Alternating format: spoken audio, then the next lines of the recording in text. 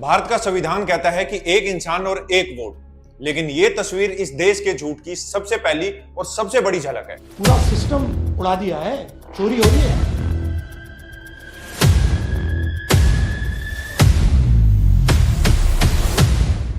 यहां एक ही आदमी 4 अलग अलग जगहों पर वोट करता है और एक रूम के घर में, सिर्फ एक रूम के घर में 80 लोग रजिस्टर्ड होते हैं। Gurkirat Singh dang appears once, twice, 3 times, 4 times in 4 different polling booths in the constituency. 46 voters, all from different families, living in a single bedroom house.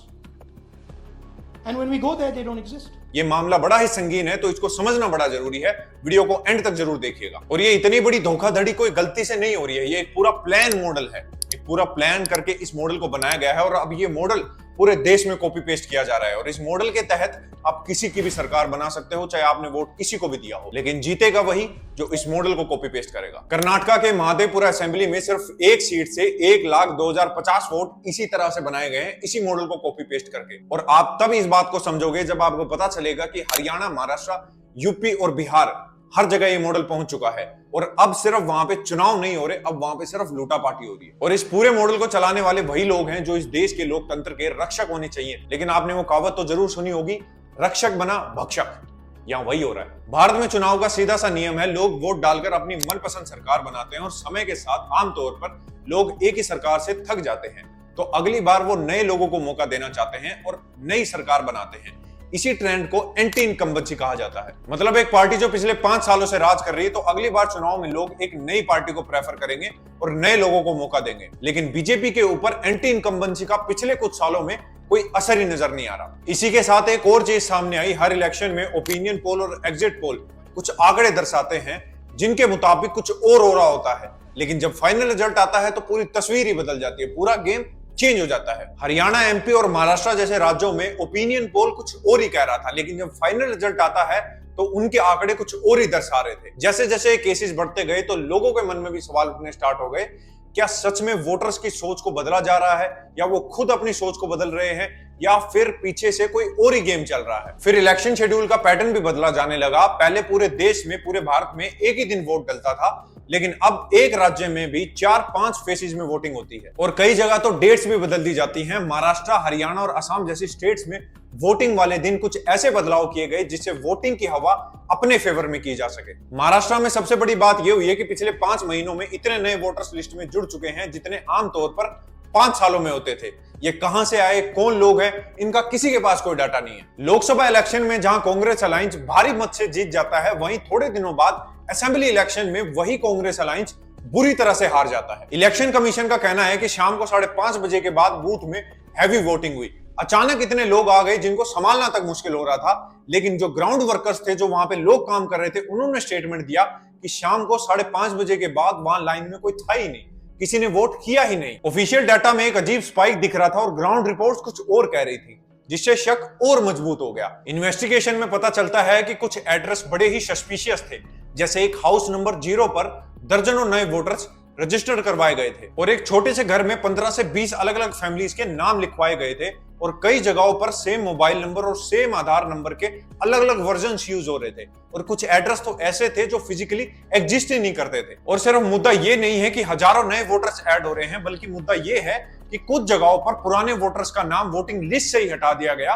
और उनको मृत घोषित कर दिया गया। इसका मतलब ये है कि जो असली वोटर्स कांग्रेस की पार्टी को वोट देने वाले थे, उनका नाम जानबूझकर वोटिंग लिस्ट से हटाया गया और उनको मृत घोषित किया गया, जबकि वो अपने घर में जिंदा बैठे हुए हैं। उनको तो इस बात की रियलाइजेशन तब हुई जब वो वोट देने गए और उनको वहां से धक्के मारकर बाहर निकाला गया, क्योंकि उनका नाम वोटिंग लिस्ट में था ही नहीं। और असेंबली इलेक्शन में बीजेपी को एक एडवांटेज मिलता हुआ नजर आया, एक सरप्राइज एडवांटेज, जिससे ये पैटर्न और भी क्लियर हो गया, क्योंकि नए वोटर्स का टर्नआउट काफी ज्यादा था और पुराने वोटर्स का टर्नआउट काफी कम था और ये टर्नआउट गैप काफी स्टेट का रिजल्ट डिसाइड कर रहा था, तो ये कोई आम बात नहीं थी। कर्नाटका के महादेवपुरी असेंबली सीट का केस अब तक का सबसे सॉलिड एग्जांपल माना जा रहा है, जहां वोट चोरी का पैटर्न एकदम साफ साफ डाटा के साथ सबके सामने आया है। ये केस राहुल गांधी ने अपनी प्रेस कॉन्फ्रेंस में भी हाईलाइट किया और इसमें जो डिटेल्स निकली हैं वो सिर्फ शक नहीं बल्कि एक प्लान्ड ऑर्गेनाइजेशन की तरफ इशारा करती है। महादेवपुरा में वोटिंग लिस्ट का एनालिसिस करते समय एक सीट से 1,02,050 वोटर्स ऐसे थे जो क्वेश्चनेबल थे, और ये क्वेश्चनेबल कैसे थे इसको राहुल गांधी ने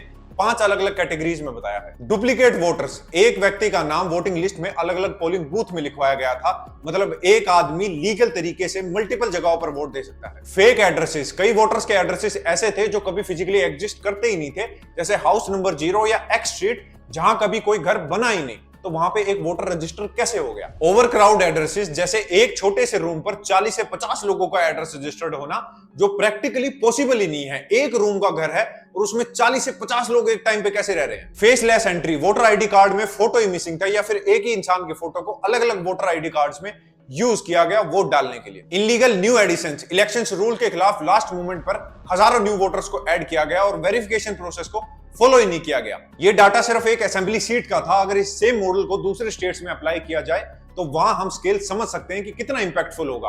राहुल गांधी का यहां कहना है अगर इस तरह का मैनिपुलेशन एक असेंबली सीट के लिए हो सकता है तो नेशनल लेवल पर इसको सरकार बनाने और सरकार गिराने तक यूज किया जा सकता है। तो फिर सोचिए आपकी और मेरी वोट का क्या महत्व होगा। जब महाराष्ट्र, कर्नाटक, हरियाणा, यूपी, बिहार जैसे स्टेट्स में वोट मैनिपुलेशन के केसेस सामने आने लगे तो सबसे पहला सवाल उठा इलेक्शन कमीशन पर, क्योंकि इलेक्शन कमीशन ही वो बॉडी है जो वोटर लिस्ट बनाती है, वेरीफाई करती है और इलेक्शन कंडक्ट करवाती है। इलेक्शन कमीशन ने अपनी स्टेटमेंट में बार बार कहा कि वोटर लिस्ट वेरिफिकेशन एक कंटिन्यूअस प्रोसेस है जिसमें बार बार नए अपडेट्स होते रहते हैं और नए लोग जुड़ते रहते हैं। उन्होंने डुप्लीकेट वोटर्स और फेक एड्रेस एलिगेशंस पर कहा कि ये local level, booth level officers की रिस्पॉन्सिबिलिटी है इस चीज को चेक करना, और अगर किसी के वोटर आईडी कार्ड में कोई गलती हो जाती है तो करेक्शन लेवल का मैकेनिज्म ऑलरेडी अवेलेबल है। लास्ट मोमेंट एडिशन पर इलेक्शन कमीशन का कहना है कि जब तक नॉमिनेशन प्रोसेस कंप्लीट नहीं हो जाती नए वोटर्स को ऐड किया जा सकता है, लेकिन उन्होंने ये नहीं बताया कि वेरिफिकेशन प्रोसेस कितनी स्ट्रिक्ट थी। ग्राउंड पर काम कर रहे एनजीओज और आम लोगों का कहना था कि इलेक्शन कमीशन का वेरिफिकेशन प्रोसेस सिर्फ कागज पर हो रहा था।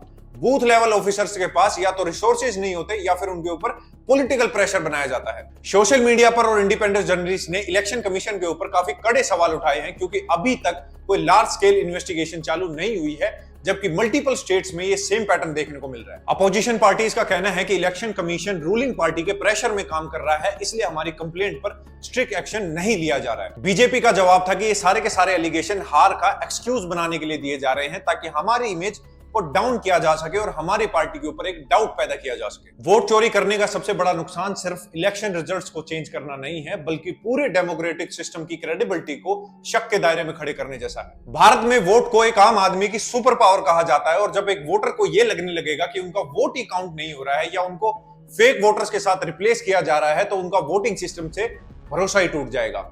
ना तो वो वोट देंगे और ना वो सरकार चुनेंगे। इंडिया की डेमोक्रेसी की ताकत उसके वोटर्स के हाथ में है, लेकिन जब ये वोट चोरी का पैटर्न इतना साफ और डाटा के साथ सामने आता है तो ये सिर्फ एक पॉलिटिकल मुद्दा नहीं बल्कि इस देश के भविष्य का सवाल बन जाता है। राहुल गांधी ने जो एलिगेशंस और जो प्रूफ और जो डाटा सामने रखा है, उन्होंने एक नेशनल कन्वर्सेशन स्टार्ट कर दी है कि हमारे देश की इलेक्शन प्रोसेस को कैसे प्रोटेक्ट किया जा सकता है। ये सवाल मेरे लिए, आपके लिए और हमारे पूरे देश के लिए है। हमें आवाज उठानी होगी क्योंकि ये हमारे हक की लड़ाई है। उम्मीद करता हूं आप लोगों को वीडियो अच्छी लगी होगी। अगर अच्छी लगी तो चैनल को सब्सक्राइब कर लीजिएगा और कमेंट बॉक्स में अपनी राय जरूर बताइएगा और लाइक जरूर कीजिएगा और ज्यादा से ज्यादा इस वीडियो को शेयर कीजिएगा, क्योंकि ये हमारे हक की लड़ाई है। मिलते हैं अगली वीडियो में। जय हिंद।